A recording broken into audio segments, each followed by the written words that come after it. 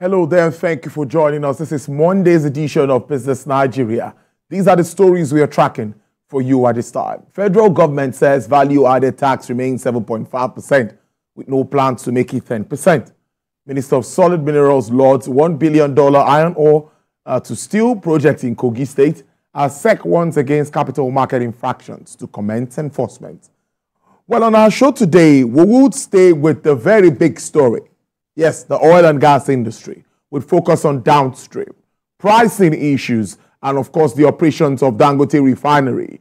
We'll look at all of these efforts being made by government in supporting functionalities of local refining. What is happening? What is really happening with regards to that? That's on the first half of the show, and I'm sure you will be interested in hearing what we have to say about that. And on the flip side of the show, we'll stay with some burning economic issues. Yes, price of petrol impacting price of basic foods across the country.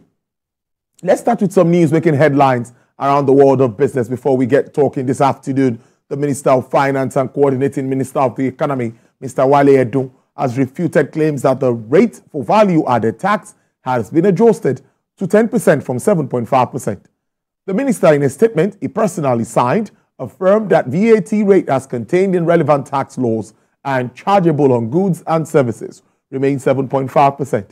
He said neither the federal government nor its agencies will act contrary to what the law stipulates.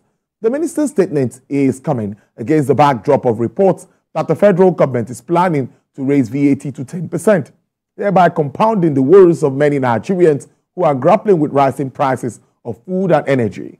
The finance minister said Nigeria's tax system stands on a tripod, namely tax policy, tax laws, and tax administration, noting that all the three must combine well to give vitality to the fiscal position of the government.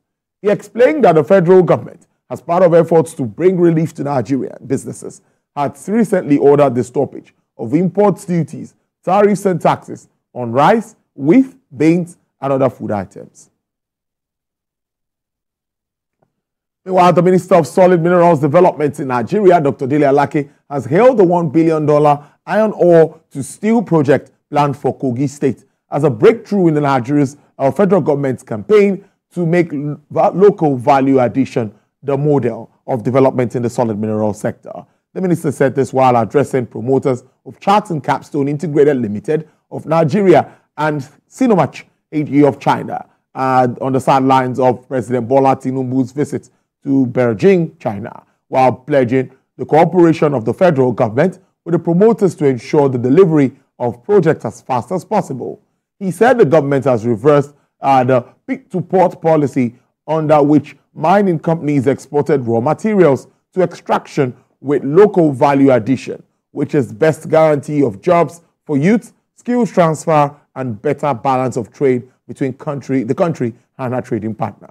The minister noted that to promote local value addition, he has announced that applicants for licenses must mine and disclose plans for processing the raw materials as part of the conditions for approval. Presenting the memorandum of understanding signed by both companies to the minister, Chief Executive Officer of Chart and Capstone Integrated Limited, Mr. Abel Dijala, commended the minister for putting in place an efficient license application process that works without red tape and corruption.